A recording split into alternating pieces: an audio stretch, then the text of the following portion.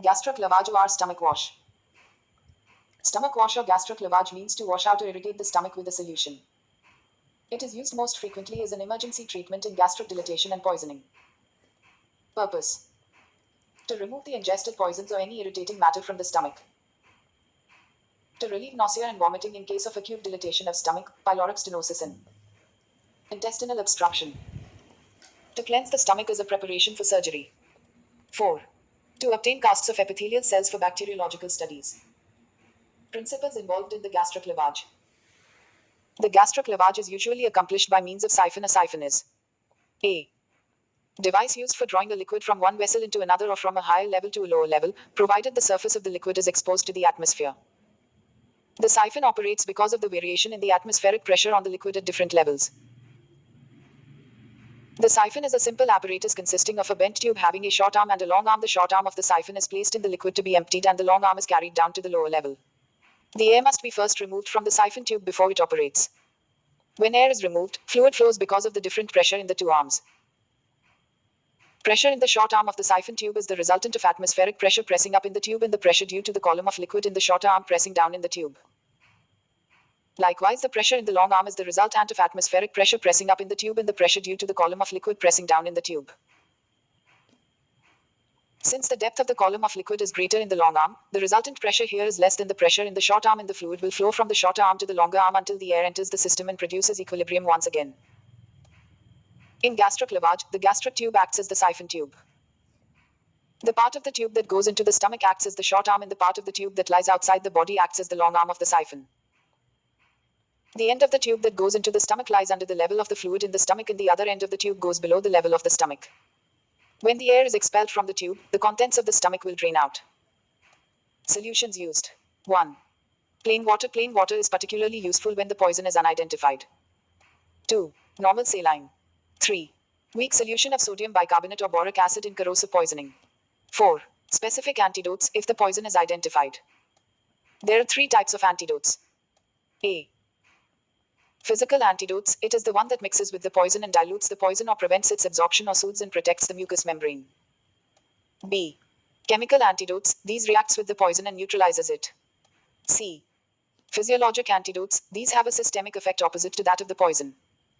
If the poison has depressive action, the antidote has stimulating effect on the body. Amount of fluid. Gastric lavage is carried until the return flow is clear.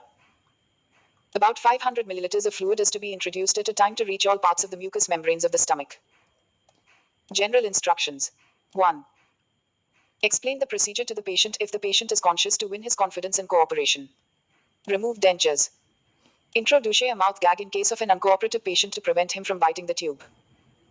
2. Ask the help of a doctor to insert the gastric tube in patients with depression of the central nervous system. Be ready to introduce an endotracheal tube with cuff to prevent aspiration of vomitus into the respiratory passages. 3. Insert the tube slowly and gently to prevent trauma to the tissues. Lubricate the tube with a water-soluble jelly to make the insertion easy and to prevent friction. 4. Be prepared to suck the airway immediately, in case the patient vomits during the insertion of the tube. If vomiting takes place, immediately turn the patient to a 3/4 prone position to prevent aspiration of fluid into the lungs. 5. Ensure proper placement of the tube in the stomach. Indications of tube being in the trachea are enumerated in the chapter on tube feeding. The stomach contents can be aspirated only if the tube is placed in the stomach.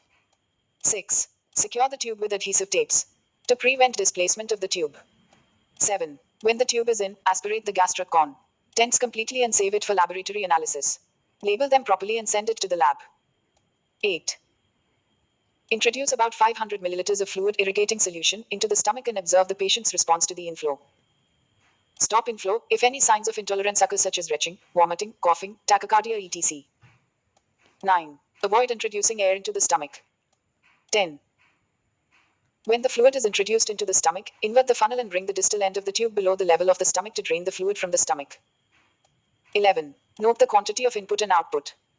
If the outflow of fluid is reduced significantly, it is necessary to correct the position of the tube. Save all fluid returned from the stomach for laboratory analysis. Record the total fluid volume instilled and the total volume returned. If there is any discrepancies, notify to the physician. 12. If any blood appears in the outflow, stop the procedure and inform the doctor. 13. During the procedure, observe the patient's vital signs, degree of consciousness etc. Every 15 minutes. If the condition is deteriorating, stop the irrigation. 14.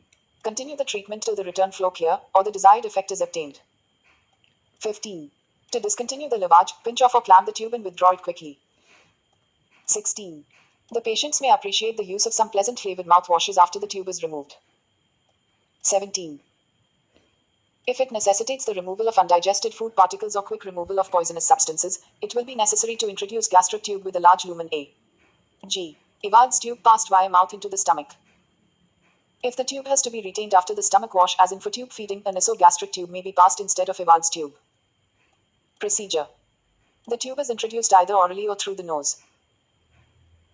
After making sure that the tube is in the stomach, aspirate the contents first and save it for laboratory examinations. In case of poisoning, attach a funnel to the tube and fill it with the irrigating fluid. Expel out air from the tube and raise the funnel to allow the fluid to run into the stomach. When 3 funnels of fluid have run into the stomach, and before the funnel is completely empty, pinch the tube and invert the funnel over a receptacle A and allow the fluid to siphon back. Continue the treatment by alternately introducing fluid into the stomach and permitting it to run back until the return flow clear or until the desired effect is achieved. Gastric lavage by funnel method, funnel inverted. To discontinue the treatment, pinch the tube and pull it quickly. Give a mouthwash and dry the face. Make the patient comfortable. Record the treatment with time and date on the nurse's record. Record the type and amount of solution used, the character of return flow, the condition of the patient before, during and after the procedure.